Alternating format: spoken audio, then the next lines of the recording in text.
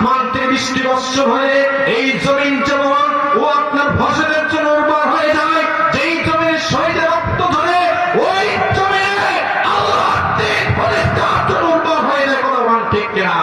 এই শহীদের রক্ত ধরেছে সাতক্ষীরার জমিনে, শহীদের রক্ত ধরেছে সারা বাংলাদেশে, যেই জমিনে শহীদের রক্ত ধরেছে সেই জমিনে আজও কালো ইসলামের পতাকা উড়বে। কোনো মান ঠিক কিনা?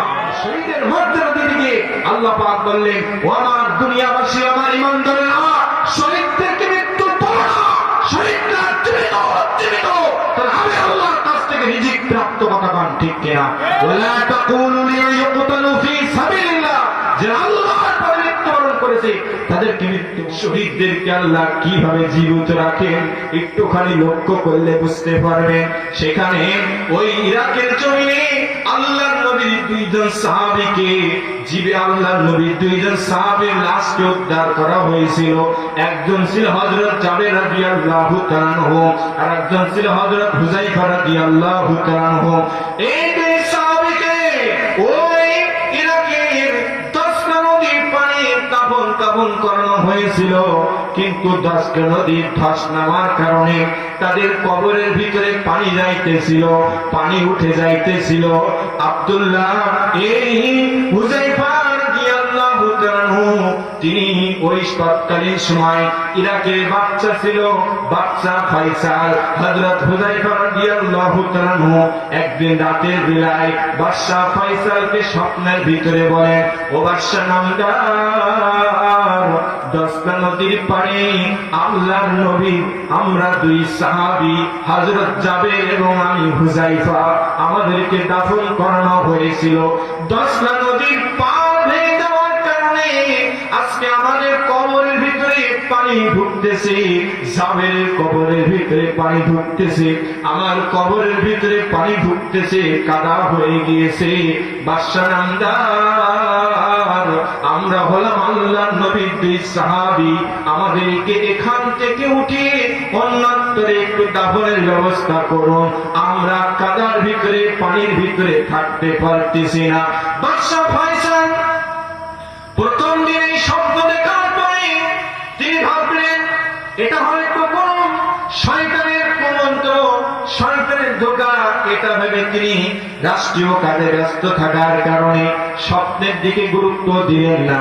দ্বিতীয় রজনীতে আবারও হযরত হুযায়ফা বিন আমির রাদিয়াল্লাহু তাআলা আনহু তিনি আসলেন, ও বাদশা ফয়সাল, আমি হলাম আল্লাহর নবীর সাহাবী হুযায়ফা এবং আল্লাহর নবীর আরেকজন সাহাবী হযরত জাবের, আমরা দুই সাহাবী ওই দশটা নদীর পাড়ে আমরা দাফন করা হয়েছিল আমাদেরকে। আজকে দশটা নদীর পার ধসার কারণে আমাদের কবরের ভিতরে পানি ঢুকতেছে। বাদশা নামদার, আপনি একটু আমাদের এখান থেকে উঠিয়ে অন্যত্রে ব্যবস্থা করুন, দাফনের ব্যবস্থা করুন।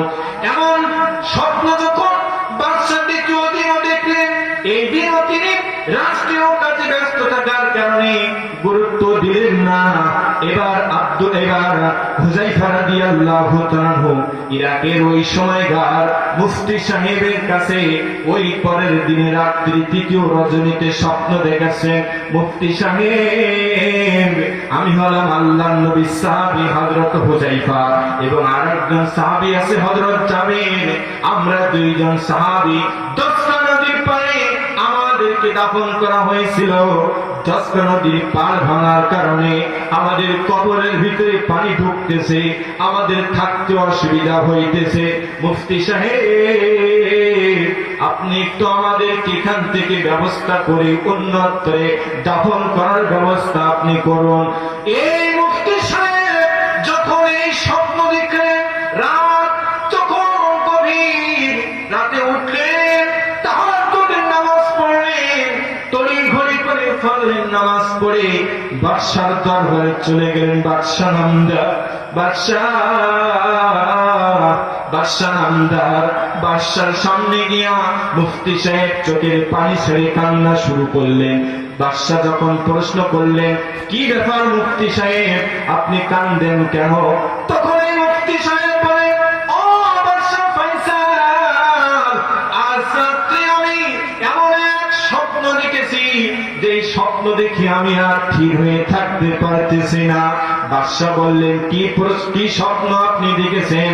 তখন মুফতি সাহেব বললেন, বাদশা নামদার, আমি স্বপ্ন দেখেছি আল্লাহর নবীর দুইজন সাহাবী, হযরত হুযায়ফা এবং হযরত জাবের রাদিয়াল্লাহু তাআলা ওই দস্তা নদীর পাড়ে তাদেরকে দাফন করা হয়েছিল। আজ দস্তা নদীর পাল ভেঙে যাওয়ার কারণে তাদের কবরের ভিতরে পানি প্রবেশ করতেছে, আর তারা আকুতি জানাচ্ছে তাদের ওখান থেকে তুলে নিয়ে অন্যত্রে যেন তাদেরকে দাফন করা হয়। বাদশা নামদার, স্বপ্নটি আমার কাছে বড় ব্যথিত লাগতেছে, আমার কাছে সত্য মনে হইতেছে। এমন কথা শোনার পরে বাদশা ফয়সাল দুচোখ দিয়ে পানি ঝরাতে শুরু করলেন। মুফতি সাহেব বললেন, বাদশাজি, আমি তো আপনাকে কষ্ট দিয়ে কোনো কথা বলি নাই, কষ্ট দেওয়ার মতন কোনো কাজও করি নাই, আপনি কাঁদেন কেন, আপনি কাঁদেন কেন? তখন চোখের পানি ছাড়ে বাদশা তখন ডাক দিয়ে বলে, ও মুফতি সাহেব হুজুর, এই যে স্বপ্ন আপনি দেখেছেন, এই স্বপ্ন আমি আজ এই পর 2 দিন ধরে দেখতেছি, কিন্তু আমি এটার গুরুত্ব দিতে পারি নাই। আজ আপনার স্বপ্নে আমি স্বপ্ন শুনেছি। জয় বলুন সুবহানাল্লাহ, লিল্লাহি তাকবীর, লিল্লাহি তাকবীর। আমি ছোট্ট করে আমি আমার আলোচনা ঈদে টানতেছি, আমি বিষয় ভিত্তিক আলোচনা করি। আপনাদের সামনেও যে আয়াতখানা তেলাওয়াত করেছি, আল্লাহ রাব্বুল আলামিন যে শহীদের মর্যাদা দিয়েছেন এবং বলেছেন শহীদরা মরে না, শহীদরা জীবিত, সেটার উপমা হিসাবে আমি সাহাবীদের জীবনী থেকে কথাগুলো বলতেছিলাম। সংক্ষিপ্ত সময়ের ভিতরে শেষ করে দিয়েছি ভাইরা আমার। এবার যখন বাদশা সাহেব মুফতি সাহেবের মুখ থেকে এমন কথা শুনলেন, বাদশা তখন বললেন, মুফতি সাহেব কি করা যায় তাহলে আপনি বলুন, আপনি এই বিষয়ে ভালো বোঝেন, আপনি বলুন। বাদশা তখন এমন কথা বললেন, মুফতি সাহেব তখন বললেন, বাদশা নামদার, আমরা ওইখানে যাব এবং ওইখানে আমরা পরীক্ষা নিরীক্ষা করে সেখানে খনন করে আমরা দেখব কোন দিন দেখা যায়, আপনি বলেন। তখন ছিল হজের মৌসুম, 20 জিলহজের কথা বলা হয়েছে, হজের মৌসুম তখন চলতেছিল। তখন বাদশা বলল, একটি কাজ করা যায়, ঈদুল আজহার দিনে, ঈদের দিনে আমরা ওখানে খনন করার কাজ শুরু করা যায়। যখন এমন কথা চতুর্দিকে যখন শুনিয়ে দেওয়া হলো, আল্লাহ নবীর 2 জন সাহাবীর লাশকে ওই দস্তা নদীর পার থেকে উদ্ধার করা হবে, উত্তোলন করা হবে।